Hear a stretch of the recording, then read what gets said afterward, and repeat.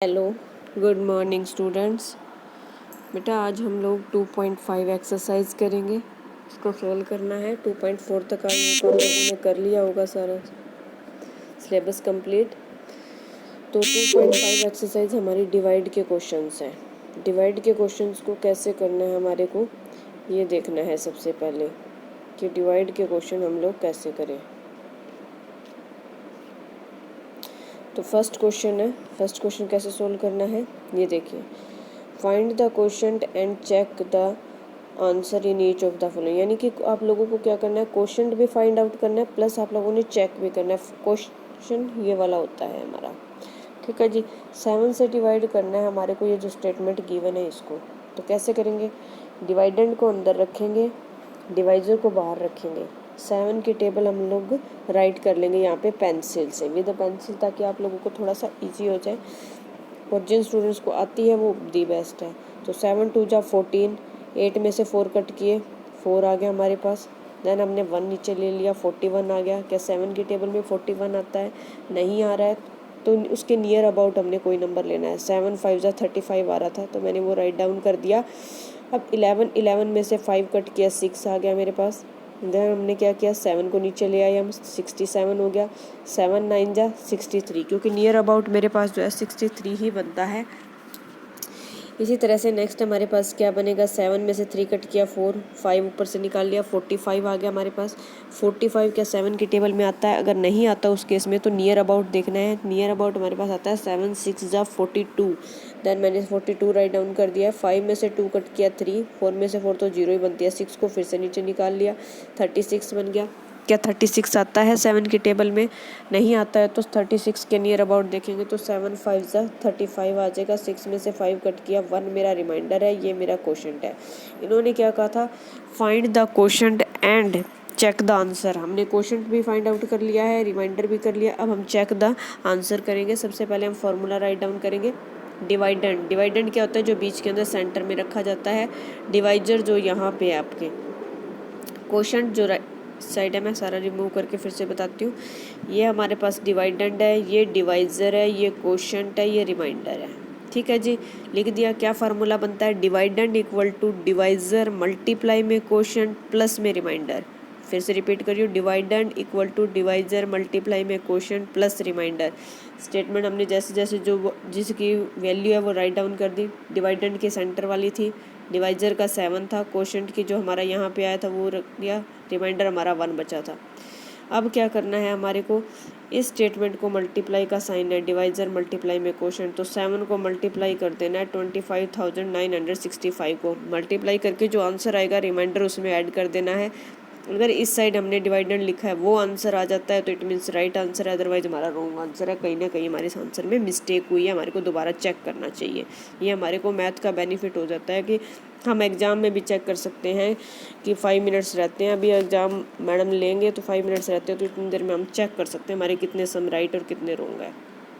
Now second question क्या कहता है, 11 से डिवाइड करना है इस स्टेटमेंट को, 85,624 को। सेम प्रोसेस, 11 की आप पेंसिल से टेबल लिख लीजिए, अदरवाइज आपको आती है तो बेस्ट है। तो 85 बनता है, तो 85 क्या आता है 11 की टेबल में? नहीं आता है, तो नियर अबाउट क्या आता है, 11 7 जा 77, क्योंकि 11 8 जा 88 तो बड़ा हो जाएगा ना, छोटा नंबर लेना होता है। तो कट किया, हमारे पास 8 आ गया, ऊपर से 6 निकालिया, 86। तो क्या 86 आता है 11 की टेबल में? अगर नहीं आता है तो उसके नियर अबाउट देखना है। 11 7 जा 1 अगेन आ गया, इसको भी हमने कट कर लिया, 92 आ गया। फिर 92 क्या आता है 11 की टेबल में? नहीं आता है, तो उस केस में क्या करेंगे हम, उसके नियर अबाउट का कोई नंबर ढूंढेंगे। तो नियर अबाउट हमारे पास है 11 8 जा 88, क्योंकि 11 9 जा 99 बड़ा नंबर हो जाता है। 88 हमने राइट डाउन किया और उसको कट कर दिया। फिर क्या आ जाता है हमारे पास, 4 आ जाता है, एक 4 ऊपर से निकाला, 44 बन गया। क्या 11 की टेबल में 44 आता है? हाँ जी बिल्कुल आता है। तो 11 4 जा 4 यहाँ राइट करोगे आप और नीचे लगाओगे, 44 आ जाएगा। और 44 में से 44 कट कर दिया, 0 आ गया हमारा। नेक्स्ट क्वेश्चन इसी तरीके से है। ये सारे क्वेश्चन आप लोगों ने फिर चेक करना है। इसको चेक कैसे किया था पहले भी बताया मैंने, dividend equal to divisor multiply में quotient plus remainder. Value put करोगे, डिवाइजर की वैल्यू और क्वोशंट की वैल्यू को मल्टीप्लाई करोगे, जो आंसर आएगा वो रिमाइंडर के अंदर ऐड कर दोगे। अगर आपका ये वाला आंसर डिवाइडेंड से मैच होता है जो आपका यहाँ पे गिवन है, अगर इससे मैच होता है तो आपका आंसर राइट है, अदरवाइज आपका रॉन्ग है। इसी तरीके से ये 8 से डिवाइड करना है, बहुत ईजी है। नेक्स्ट है जो वो 3 से डिवाइड करना है, ये भी ईजी है, इनको चेक करना है। ई पार्ट तक 15 से डिवाइड करना है, ये भी सेम इसी तरह का प्रोसेस रहेगा। सारी एक्सरसाइज में प्रोसेस सेम रहेगा, सिर्फ आप लोगों की क्या है, डिवाइजर की जो वैल्यू है ना वो बड़ी कर दी जाएगी। देखिए 15 कर दी। अब आगे वाले सम के अंदर देखिए सेकंड के अंदर क्या कहता है, 18 से डिवाइड करना है। 18 की टेबल आनी चाहिए, आपको नहीं आती है तो उस केस में यहाँ राइट कर लीजिए पेंसिल से, और सम होने के बाद आप रब कर दीजिए उसको। लेकिन जो आपकी ये टेबल है वो सही होनी चाहिए, गलत नहीं होनी चाहिए। इसी तरह से 23 की टेबल, ये देखो मैंने भी आप लोगों के लिए लिखी है स्पेशल, की बड़ी टेबल है तो मैं लिख देती हूँ स्टूडेंट्स के लिए। ये देखिए लिखी हुई है ना 23 की। और मैंने कैसे सोल्व किया, पहले मैंने फर्स्ट 2 डिजिट लिए तो फिर 85 था, फिर मैंने चेक किया क्या 23 की टेबल में 85 आता है, मैंने देखा नहीं आता है, तो नियर अबाउट क्या आ रहा था मेरे पास 69 था, मैंने 69 राइट डाउन कर दिया। फिर 15 में से 9 कट किया 6, 7 में 6 कट किया 1, ऊपर से निकाल लिया, यहाँ पे मैंने 7। सॉरी बेटा ये वाला क्वेश्चन ना रॉन्ग है, 4 निकालना चाहिए था।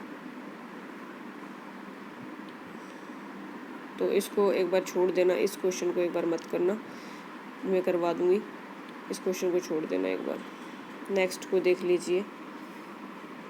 नेक्स्ट में कैसे आया हमारे पास, ये हमारे पास क्वेश्चन है 98, 52, 104। इसको हमने 26 से, इसी तरीके से 26 की टेबल को राइट डाउन किया हमने, और इसको आगे कंटिन्यू करते रहे हैं। ठीक है जी, इसी तरीके से 42 से करेंगे अब आगे। ये जल्दी में क्वेश्चन ना गलत हो गया, चलो कोई बात नहीं, वो तो डिजिट ही होंगे, वैसे देख लेंगे, चेक कर लेंगे, डोंट वरी। इसी तरीके से ये देखो 125, मैंने कहा था ना डिवाइजर की वैल्यू बढ़ा देंगे, 125 की मैंने टेबल राइट की है। ठीक है, और उसको क्या है, सबसे पहले 625 था, फिर मैंने 625 का 625 लिख दिया, 0 आ गई। फिर ऊपर से मैंने 7, अगर हम दूसरा नंबर उतारते, एक डिजिट उतारने के बाद दूसरा डिजिट हम लेके आते ऊपर से, तो उसकी 0 लगती है, अगर 2 लेके आए तो 2 0 लगी।